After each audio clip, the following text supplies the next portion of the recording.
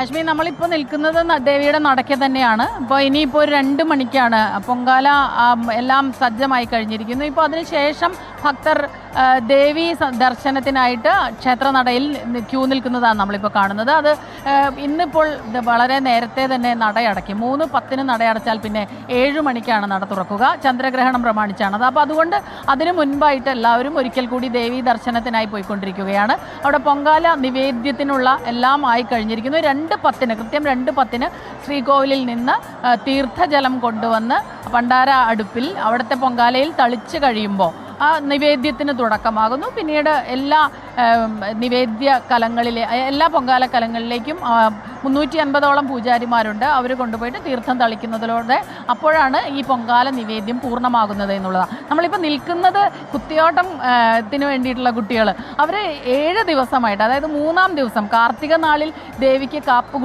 കെട്ടി കുടിയിരുത്തുന്നു. അതിനുശേഷം 3-ാം നാൾ മുതൽ 7 ദിവസത്തേക്ക് വ്രതാനുഷ്ഠാനങ്ങളോടെ 14 വയസ്സ് വരെയുള്ള കുട്ടികൾ അവർ ഇത്തവണ 581 കുട്ടികളാണുള്ളത്. അവർ ഓരോ ദിവസവും ഒരു കൃത്യസമയത്ത് 12 വയസ്സിൽ താഴെയുള്ള ഒരു കുട്ടി എനിക്ക് തിരുത്തി തരുമായിരുന്നു കേട്ടോ.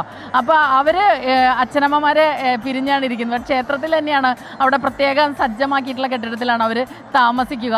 അവർ ഓരോ ദിവസങ്ങളിലും ഒരു പ്രത്യേക സമയത്ത് വന്ന് ക്ഷേത്രകുളത്തിൽ കുളിച്ച് അവിടുത്തെ ചടങ്ങുകളൊക്കെ പൂർത്തിയാക്കി ചെറു കിണ്ടിയിൽ വെള്ളവുമായിട്ടാണ് അവർ പോകുന്നത്. അത് അവിടെ അവരെ കൊണ്ടുവയ്ക്കും.